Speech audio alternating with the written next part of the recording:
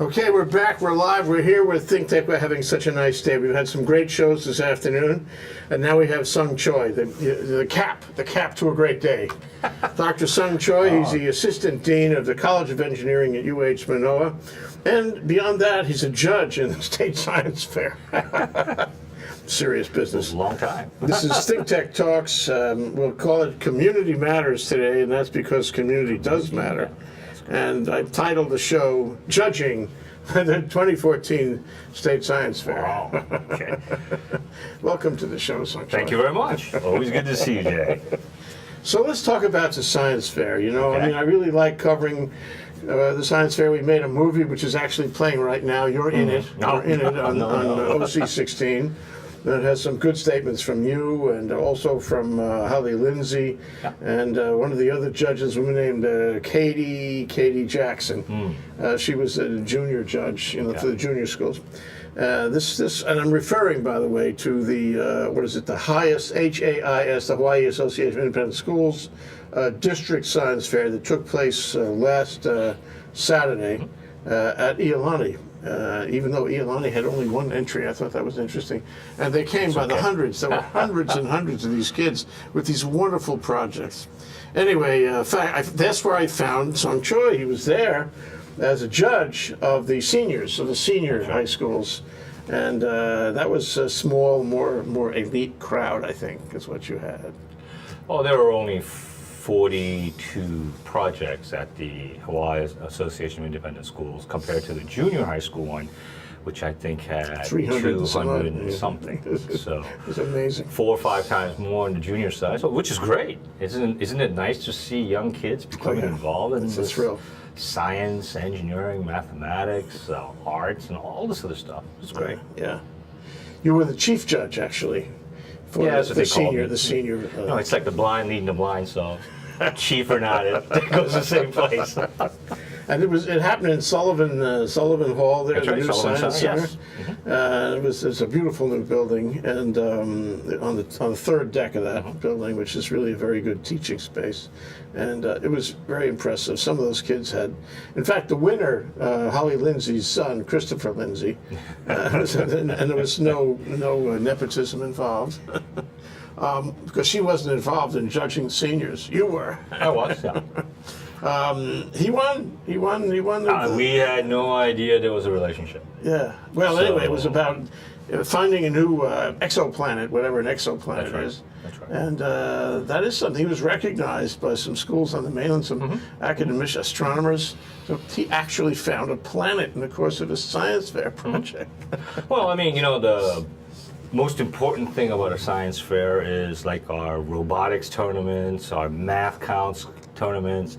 It's about exposing students to new ideas, getting them involved with meeting other people, meeting some experts in that field, and we teach the experts not to criticize, but to give constructive comments and encourage. And we're always pleasantly surprised by the level of expertise that a lot of these kids come up with. I mean, remember, these are kids that are 15, 16, 17, maybe 18 years old. Maybe a couple of 19-year-olds here and there, but extremely young. And, I don't remember doing stuff like that when I was that age. I remember playing sports, that was it.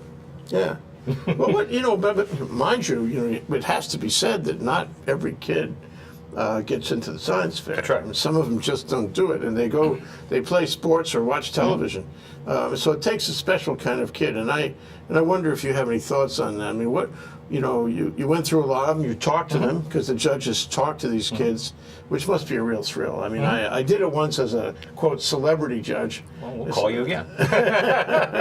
But I was very impressed, with these kids there. You look deeply into their eyes. They look into your eyes, and there's this connection for a moment. That's right, yeah. They see you as, their connection with the world that's coming for them. Their future. You become their future. And they are so dedicated to telling you everything they've learned and studied. They're so proud of their work, whether they should be or not. They're proud of it. And it's the whole, X marks the spot kind of experience. That's right. Yeah. So How can you? I mean, what kind of kid does this as opposed to what kind of kid doesn't? I think that distinction is a little harder than people think. Parental and mentor teacher encouragement, I believe, have a lot to do with this. Students that generally have a interest or interests, we'll make that plural, in areas of science, engineering, mathematics, biology, whatever you want to conjure up. And you get the right mentor and a teacher, and of course some parental backing, and kind of push them in a way where they can dig deeper and deeper into a specialty. I think you come up with these projects that are just out of this world. Yeah, they are. And you were able to see them. I mean, come on, exoplanets, who knows? I didn't know other planets besides Earth and Mars and Uranus and Saturn. I didn't know if anything else besides those existed. But apparently, you can now gain all this data from the internet, Right. which is great. Right. So if you use the internet well, and believe me, you don't have a choice because I've never seen an encyclopedia lately. So I don't even know if a dictionary They exists. say that Wikipedia is many times, more information than the Britannia ever had. Well, I think Wikipedia has some information that might not be true, but it keeps is you a on your lot of toes. information. Well, I've observed over the years that a lot of kids in this state are latchkey kids. Their parents work 27 jobs. They got jobs all over the place, which is really a bad thing for a family structure, That's right. in my opinion. And as a result, the kid comes home earlier than they do, and the parent comes late and doesn't have time, is tired, and then if they eat a meal together, that's a big deal. Otherwise, it's watching sports on the television, and there's really no control. I mean, it's actually the exception rather than the rule. One of my partners, had a kid who was real smart. I think he was in Iolani. Anyway, and he found the kid was up at 3 a.m. doing computer games, and it was very important to him the kid not do that because he felt that was going to undermine the kid's work in school the next day, and he put rules down. But I think a lot of kids, teenage kids, they don't have those rules, and they see computers as games, and. I have thought that there's a lot of families that don't have the structure to create an applicant to the science fair. And I am thinking, you can correct me, but I'm thinking that what we saw last Saturday was really a minority and a sort of a special phenomenon rather than a general experience around the community. What do you think? I agree with that. Remember what we saw were independent schools, so that's already a minority to start with. But there are many district science fairs. They have one in Maui, they have one in Honolulu, they have one in the Central District, all over the state. And when they finally do gather, where we take, I guess the best way to do it is by saying the cream of the crop, and they end up at the convention center for the Hawaii State Science and Engineering Fair. April 2nd. April 2nd. I did not know the date.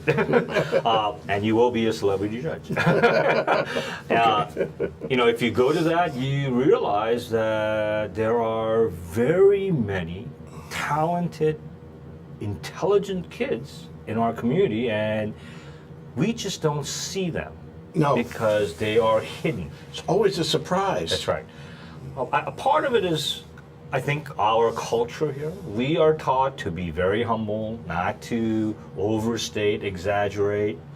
Not to make like a brain. That's right. You're not supposed to be a brain.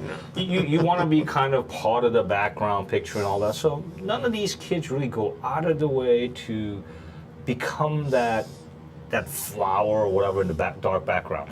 But if you go and talk to them, they're extremely intelligent. And I think I come back to what I told you before when we were talking about robotics. I think we have a lot of students that are not diamonds in the rough, but they're pieces of coal that haven't even been pressurized yet to be a diamond. And because of that, if you give them the right pressure here and there and the right mentoring, they become this great shining diamond by the time they're ready to leave high school and go to college, that we have a gem that can come back and support the rest of the other kids that are here. It's true, and I think that's absolutely, profound in this sense. There's going to be something that put the kid in the science fair. That's right. It might be a little push from his parents. God bless them. It might be a special teacher that did it for him. It could be that he just caught on something in a class, or a friend, who knows what, a relative, not even immediate family, that got him excited about something in science. It could be that he had an experience. That's right. And it just turned him on. But he may be the lump of coal, not the diamond, when he comes there. That is right. And the science fair has the ability to transmute this kid, Change his that life. Is perfect. Yeah. Yeah. So, what I see in our state is a greater possibility and potential of development than some of the other states that are developed. It's easier to see gains when you have very little to begin with to start. And it comes back to the same point you and I were making before. It's about exposure.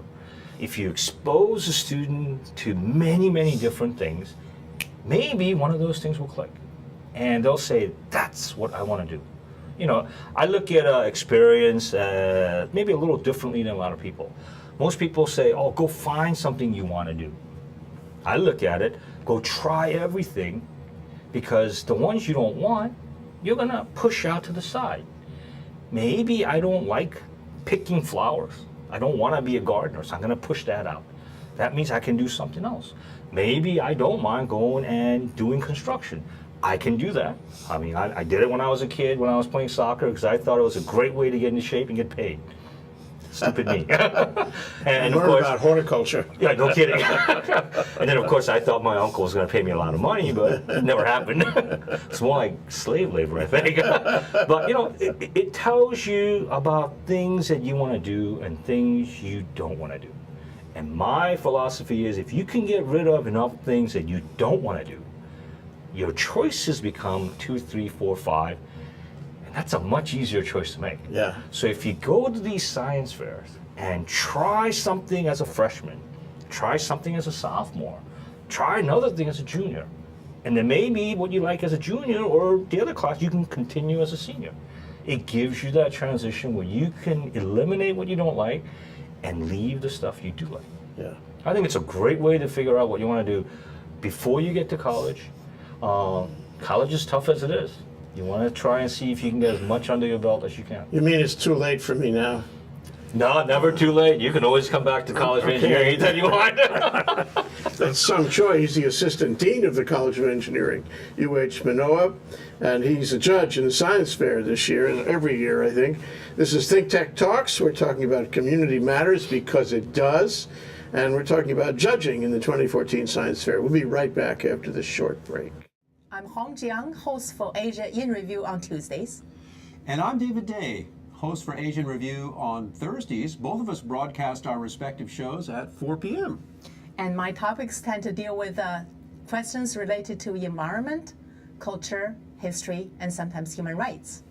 And my shows tend to be on international business, foreign policy, geopolitics, and national security. And you can watch our shows live on the ThinkTech website at thinktechhawaii.com. And you can also watch us on YouTube or Olalo. So come join us on Thursdays at 4 p.m. I'm David Day. And on Tuesdays at 4 p.m., I'm Hong Jiang. Aloha. Aloha. Okay, yeah. Now we're back. We're live. I'm Jay Fidell here on Think Tech Talks Community Matters, judging in the 2014 Science Fair with Sung Choi of the College of Engineering. So, what is actually an entry in the science fair? You get a smart idea, a bright idea, a kooky idea, crazy idea. Doesn't matter. And you have freedom to come to the science fair, and you present your idea, and you start out with a hypothesis.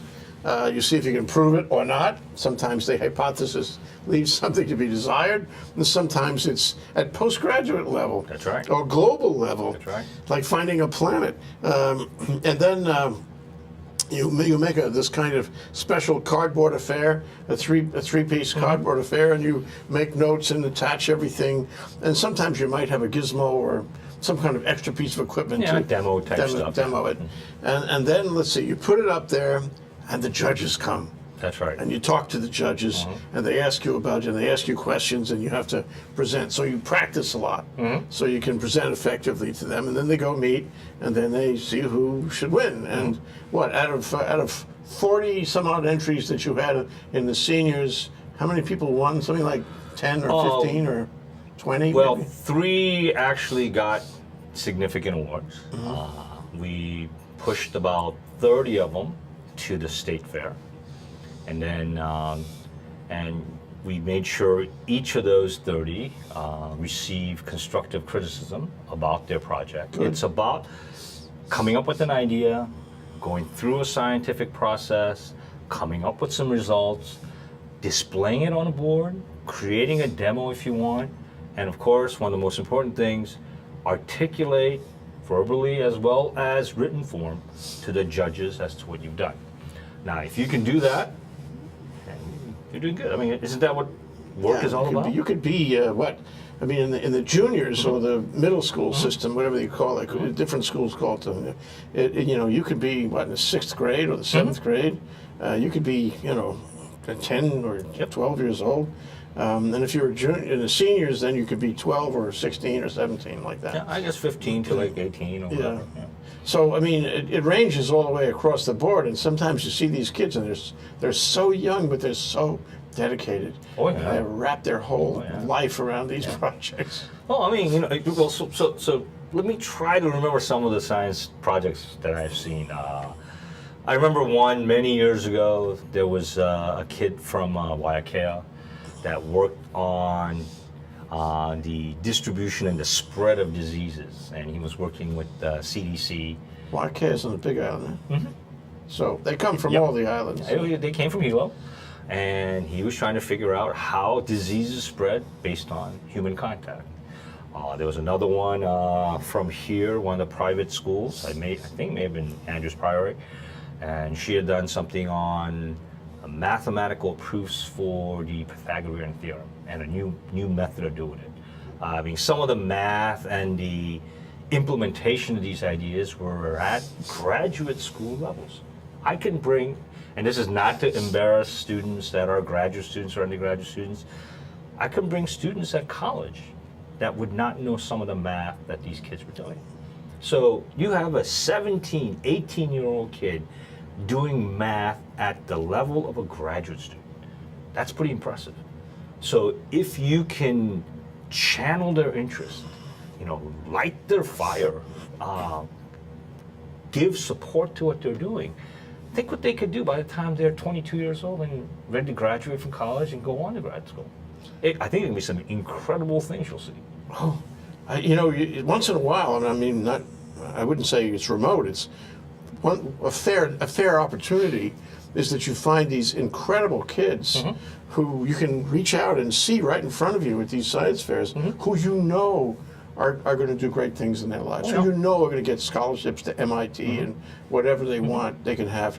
And in fact, I think there's kind of a recruiting. If you go to MIT after winning the science fair, they're going to want you. We have had several kids that have done that. Yeah, and not only MIT, but I mean anywhere. It's a good thing you brought up this thing about school. As you know, I went to undergraduate and graduate school in the mainland, and I teach here at UH-Manoa. I really don't think it's the school you go to, but it's the amount of participation, initiatives that you create because of support from the faculty and the researchers and staff members and probably your surrounding colleague students that will make you study and become great at where you are. You can have all the resources in the world, but if you don't open that book, it's just a book. It's opening that book and looking through and flipping through the pages and reading the words that gives you the information that you need to take the next step and the next step. So, we all talk about teaching deficiencies and the lowering of standards. Maybe what we really need to do is create interest among students so they will go out and look for information and pretty much study on their own. I mean, this is not a new concept. Remember, we had this really famous guy named Albert Einstein who literally failed out of high school and basically did nothing in college because he was bored. So there must be a reason why that happened to a guy that we consider as a genius. So must be, if we can create interest among these kids with exposure via the science fair, the robotics competitions, the math counts competitions, biotech companies competitions, even these entrepreneurship and innovation competitions, it's going to click with some student as to this is where my area of interest is in. Yeah. And maybe we don't have to do anything, we just leave him alone. He's going to just go look Yeah. for people and say, hey, can you give me information about this? That's all we want, right? You know, I went to MidPac making an OC-16 movie last year, and they're pretty advanced. I mean, this kind of what you're talking about, sort of creating an environment where kids are self-motivating, where kids teach the teachers. No kidding. Yes. I mean, they gave every kid an iPad, which at the time was a big thing.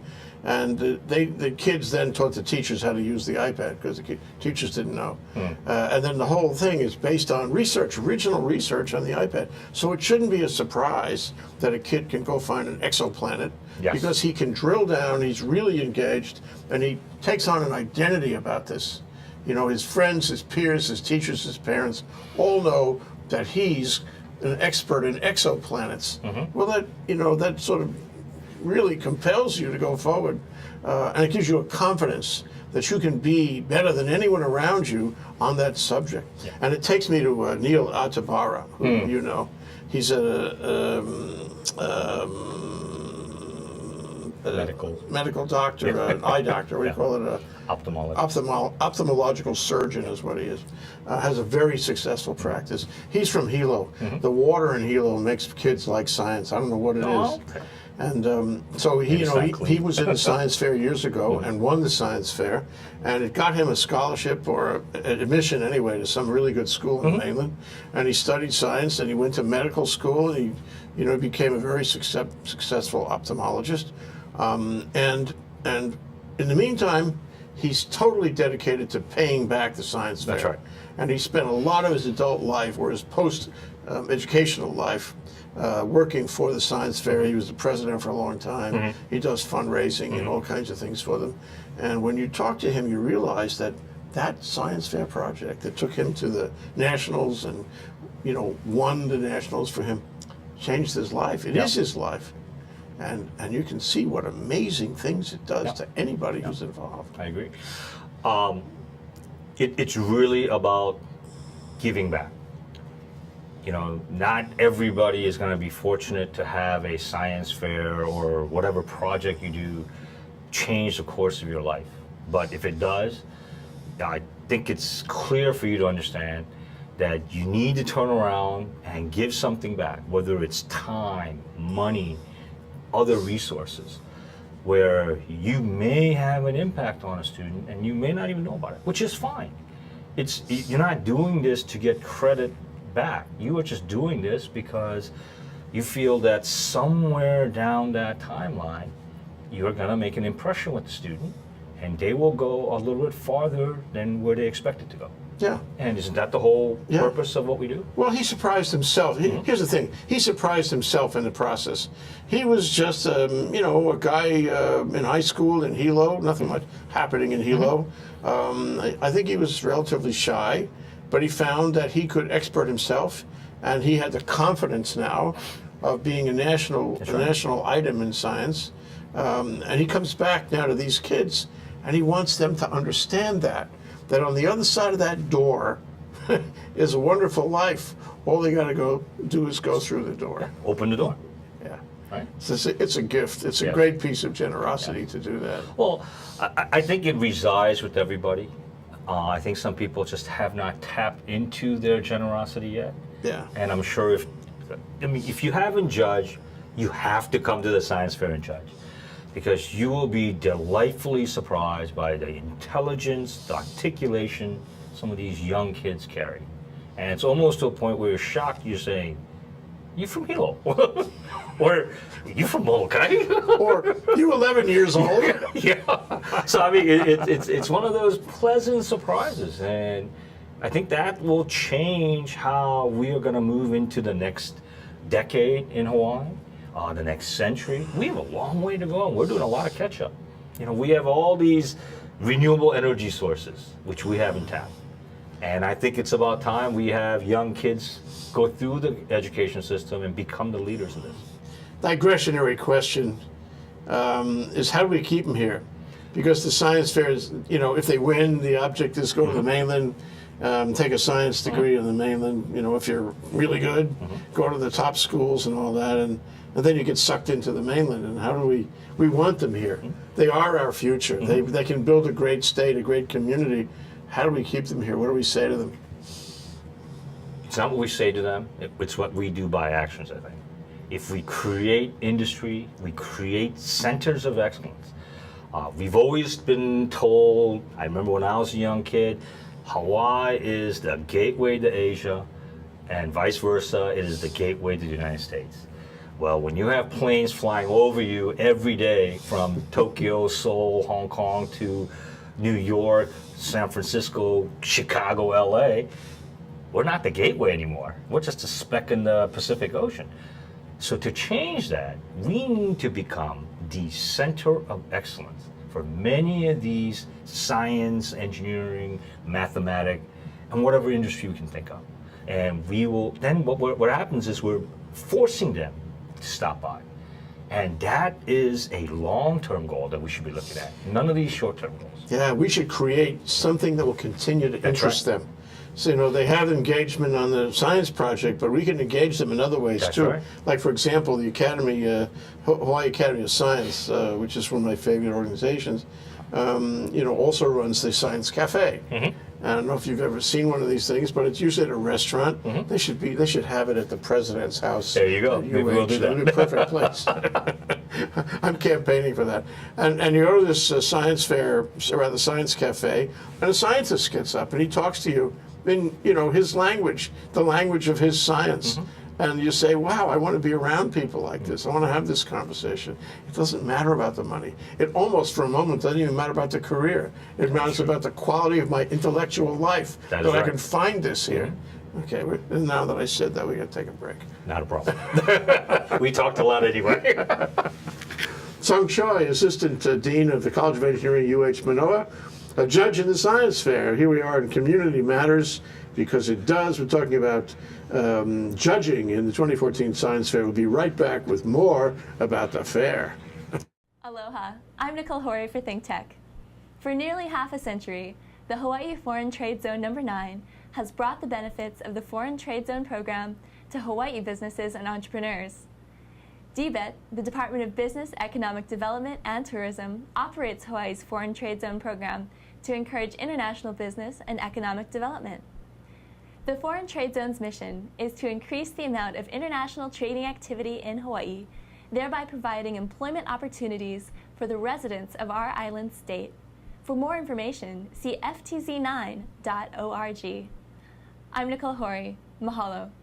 Okay, we're back. We're live. We're here on Think Tech Community Matters, because it does, with Sung Choi, a judge in the 2014 Science Fair. We've been talking about the fair. We've been talking about some of the kids in the fair and their projects. I mean, we could go on. I could go on. I remember so many brilliant kids really charmed me out of my skin. They stand and present to you, and you get chicken skin, you know, because you hadn't seen that. But it's not the only thing. There's the robotic, and you're deeply into robotics. That's your job, your middle name. So there was something going on with robotics, a robotics competition this week? Yep, yesterday. But before I get to that, I want to make one final pitch. You know, if you haven't judged in the Hawaii Science Engineering, State Science and Engineering Fair, please do so. Go to the Hawaii Academy of Science website or Google Hawaii State Science and Engineering Fair, and please register as a judge or volunteer, because the people that are putting this together, as well as the students, can use all the help they can get. And we want to see more and more experts in these fields. And even if you're not an expert, you bring a different perspective to the judging aspect. it's something that the students need. Yeah. Can I add to that? You know, And you're gonna be a it's judge. really, I do, I will. I mean, whether you call me a celebrity judge or an ordinary judge, I don't think it makes that much difference. Because you go there and you talk to them and you tell me your project. So what is your hypothesis? You know, what did you find? What was your methodology? What were your instruments? And you just love what pours out at you. That's right. And they're doing it for you. They're looking at you. The whole world is focused on you. What a thrill that is. And I noticed that the judges get so excited. You had, what, 10 or 15 judges? I think I had probably close to 20 judges. 20 judges, and there were, I mean, I watched the level of commotion going on when you were involved in your deliberations. It was fantastic. Well, they were experts in like 8 different fields, and you know, it's hard when we're trying to select a number 1 and a number 2 and a number 3 from a group of 42, 50 projects, and they come from different backgrounds: astrophysics, mathematics, biology, medicine, engineering. It's tough. So we have to figure out how to weigh those important subject matters and see who really did the best. And, you know, the point is, though, that when I looked at the other judges, too, the senior judges, I saw the same thing. They were invigorated by the experience. So if you want to be a judge, you will be invigorated, I promise you. I remember somebody actually dragged me down to this woman, this is last year, who was doing triangles. I don't know if you ever met her. She was Chinese from Taiwan. That's the one I was talking about with the new theory for proving Pythagorean theorem. It's like finding a planet. Yep. So she had a new theory about, you know, and she lived triangles. She was a senior in St. Andrews, I think. I think it was St. Andrews. She was charming beyond description, and she was big-eyed, focused, you know, and I fell into it. I was hypnotized by this. But here was this young girl. She couldn't have been, what, 15, 16, 17? I think she was 16 or 16. 17. And she had invented a new triangle that had been recognized by the academic establishment that deals with triangles. I didn't know they existed, but Now you know. I mean, she was so excited, and I was so excited. Everybody around us was so excited.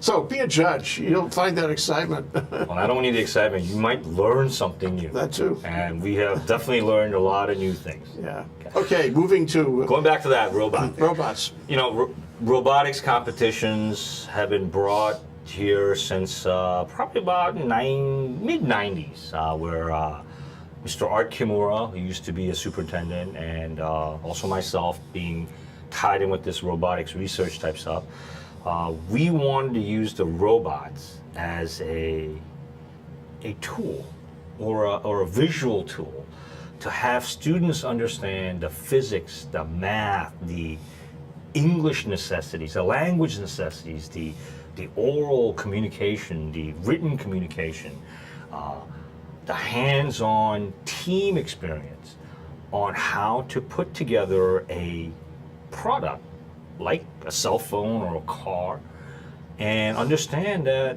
these are all possible at any level of education.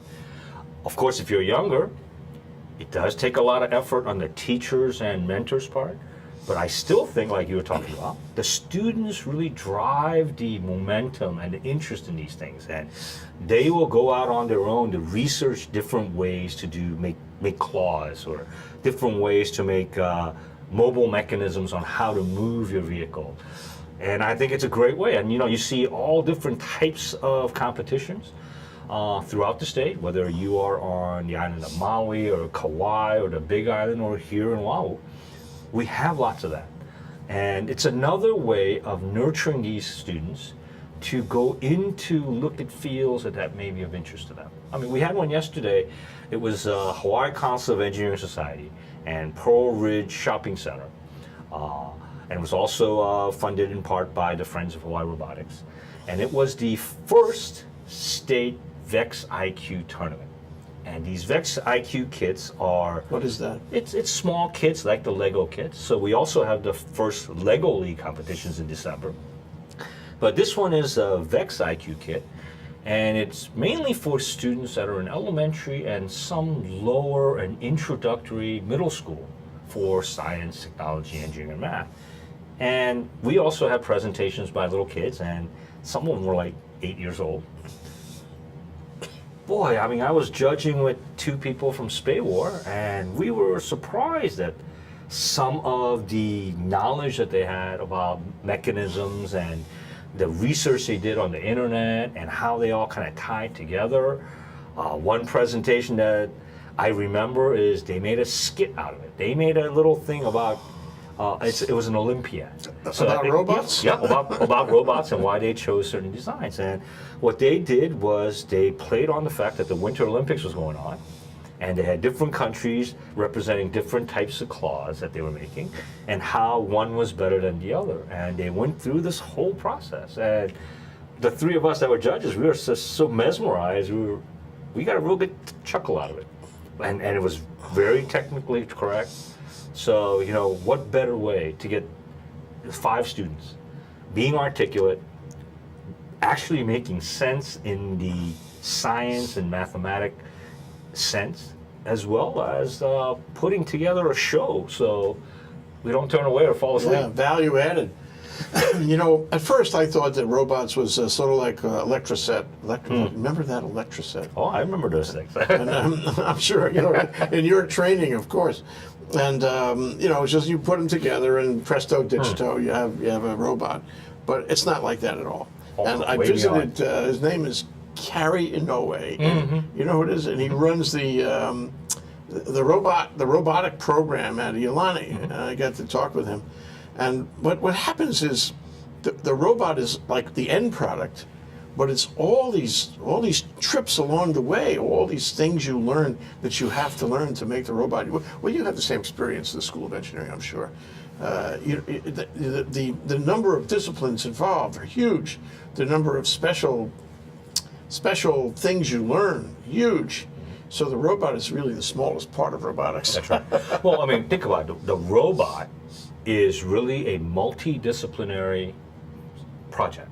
It obviously involves, even in engineering, it involves mechanical engineering because you got the structures. It also involves civil engineering because of the structures. It obviously involves electrical engineering because you see all the motors, the wires, the batteries, and it involves software or computer engineering. And you take those 3-4 things together, presto, you get this thing called a robot. And the competitions that they do, I think, are great because it gives them a way to challenge each other and see how competition always breeds excellence, right? I mean, I think we've forgotten that fact that competition is an extremely important part of success. Innovations come out because you have competition and you go boom and something new happens. So the competitive nature is important, but at the same time, these robots are made by groups of 2, 3, 4, 10. It's a whole team 20, play yeah. thing. Yes. So that means the interpersonal skills that we're so trying to teach when they graduate from college and come to work are naturally taking place. And what better way to get a student that graduates with all these skills?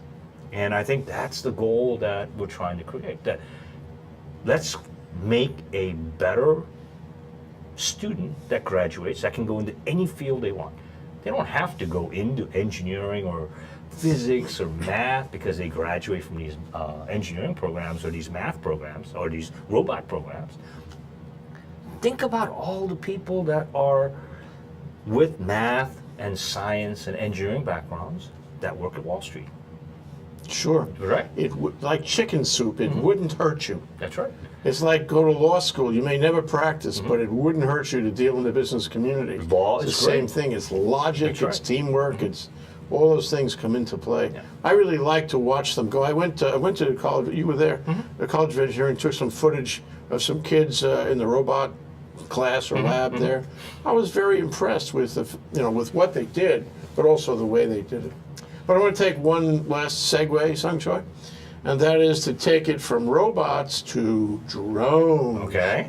We have a few minutes, left, and I would really like to hit on some of the things that have happened. I mean, one is you and I have talked about this ever since that program we did last year on drones. Last summer. At the the Think Tech program in the Plaza Club, which was actually a very successful, well-attended, high level of discussion program.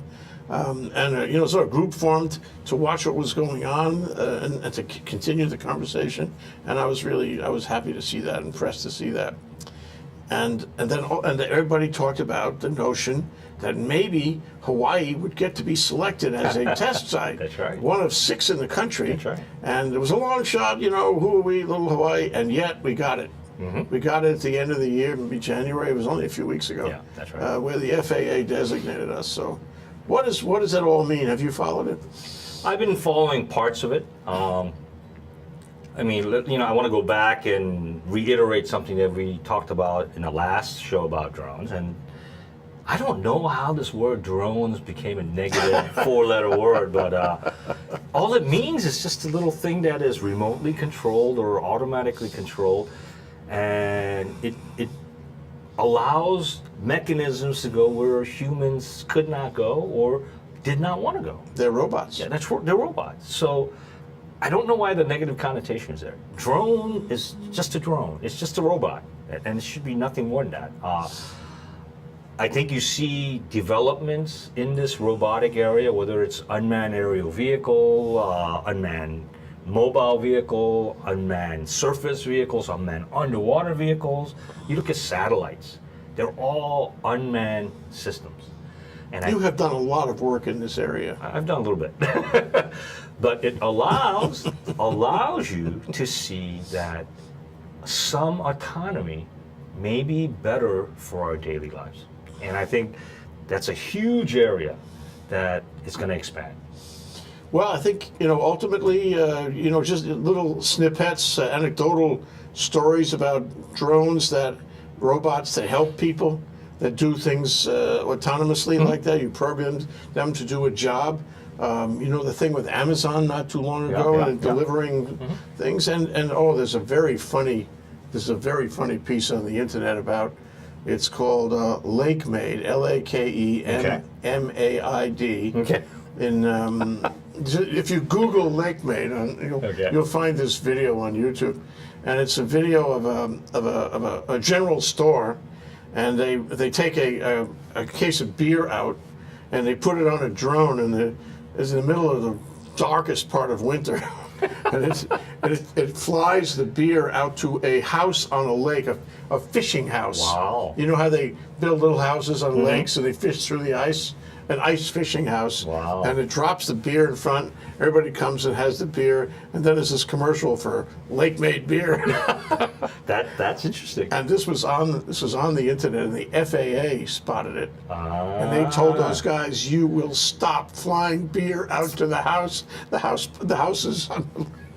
That makes sense. Oh, if it's private property, it doesn't matter.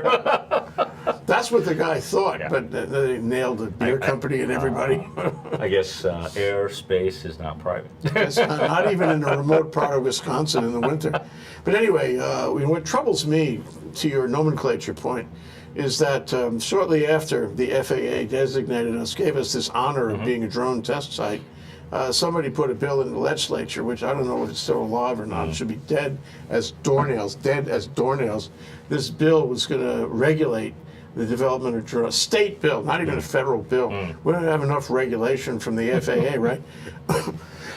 And there's a bill pending that would limit or even outlaw drones in Hawaii on the same kind of emotional charge that drones must be bad because some drones kill people, and therefore we have to stop them here in Hawaii. We don't do those things. And I was very sad to see that, because that's really an overreaction and inappropriate. I think that is an overreaction. Stop that bill. Stop that bill. There should be no such bill. But we have a great possibility, don't we? This is a great place for it, and we have talent coming out of the College of Engineering, among other things, that can build drones and make money building drones and do all those things, including when the FAA gets ready for it. Dropping beer on the lake. Who knows why? Why not? Always a good way to do things. I think we have a future, and I think drones have a future that we can't even imagine. It's like robots in general have a future. I agree. Yeah. So what are you doing about it at the school? So, it's actually very interesting. We saw that whole selection of test site for UAVs, and I see more and more articles about the use of unmanned aerial systems. One I saw this morning, I think, was about a young gentleman using a small UAV quadcopter to check out the surf before he goes out to go surfing. I think this was in the North Shore. We obviously know about all the work that's going on at the farms in the Hilo side to look for tropical diseases. Of course, how can you forget about the one about the Amazon? Delivering packages by unmanned aerial vehicles, and of course, they were tested here. We have students at the college that have played with this notion and came up with different designs for it.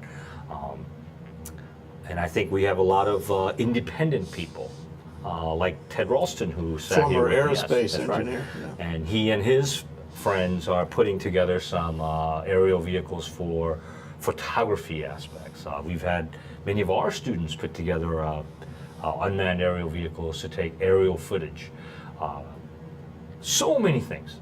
And I think as the communities, and I say communities because it's not the community in Manoa or the community in Waianae or the community in Mililani or Hilo or Maui or whatever. It's everybody. All these communities understanding that there is a definite positive to the fact that you have these little things flying around and taking care of some of our mundane tasks. Remember, a robot does repetitious items that become mundane, and we don't want to be the ones doing it. We want to be the philosophers that sit up on the cloud and just, I don't know, think or daydream all day, right? Coming. It's For some people, it's already here. I guess if you were wealthy enough, you could have enough robots to do everything in your house. So I mean, a lot of my colleagues are doing humanoid robots. There's a lot of research going on robots that emulate and simulate biological motions, fish, birds, animals.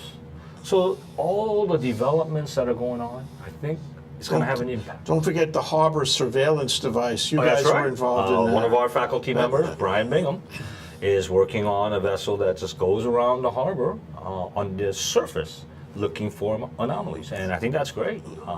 I think we can do that with multiple different areas.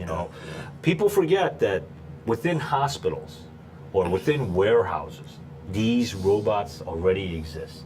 Much of the inventory that takes place in a large warehouse are done by robots that sit on a vehicle platform and just reads the barcodes or the QR codes and make sure that you have first thing that came in go out first.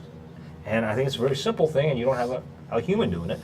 You have robots at hospitals that deliver medicine to different rooms, different sections. It's all there. I think the acceptance is not there because we're not as familiar with it. And it must have taken, decades before we realized that we could travel to space. I mean, we still have an argument as to whether we landed on the moon or not, right? So why not? I mean, maybe it'll be another couple of decades before something really comes around. Did we really land on Mars?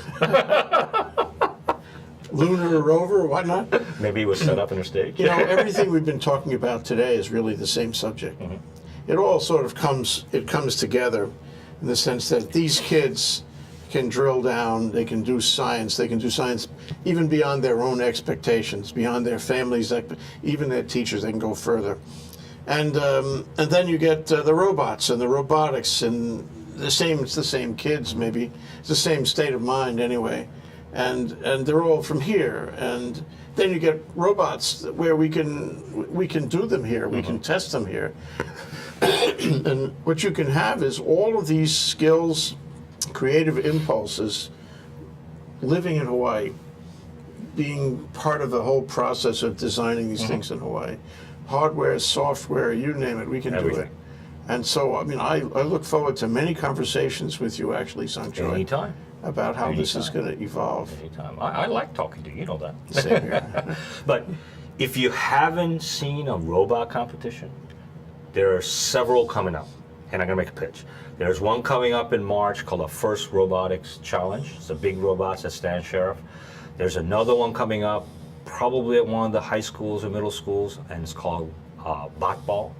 There's another robot competition coming up, usually held at one of the UH campuses. It's called RoboFest, and there are 2 or 3 underwater robot challenges coming up throughout the States. So if you haven't seen it, and if you like to volunteer, look them up on Google, and please volunteer, because that's what the kids need. And I agree with you. If we can get all these kids interested enough that they can be the ones to solve our biggest problems, like cancer, like energy, like pollution, I think we've done a pretty good job.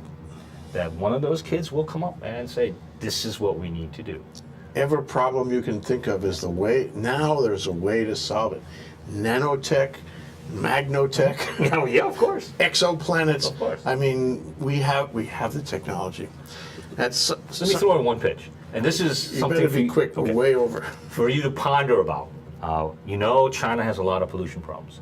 So one person in China came up with this thing in Shanghai. They said, let's put sprinklers up on high-rise buildings and sprinkle the air with water so all the sediment will come down with it. I think one of the things they didn't think about is if there are people outside with food or just having to be Come down on them. it's coming down on them. But Brilliant. that is an interesting solution. Yeah, it is. That it's a creative solution, and maybe that's what we need to do. Instill more creativity Sure. for these solutions. At 2 o'clock in the morning, and everybody knows it's going to happen. It comes down. So don't be there with your fresh vegetables. Well, that's why we have the first of the month alarms, right? At noon, right? We could have fun all day. Sung Choi, Assistant Dean of the College of Engineering, a judge in the Science Fair. We've been talking about the Science Fair and much more here on Think Tech Community Matters, because it does. We'll be back soon with more from Sung Choi, because I promise we got to follow all of this as it goes. Thank you, Sung Choi. Thanks. Aloha. Aloha.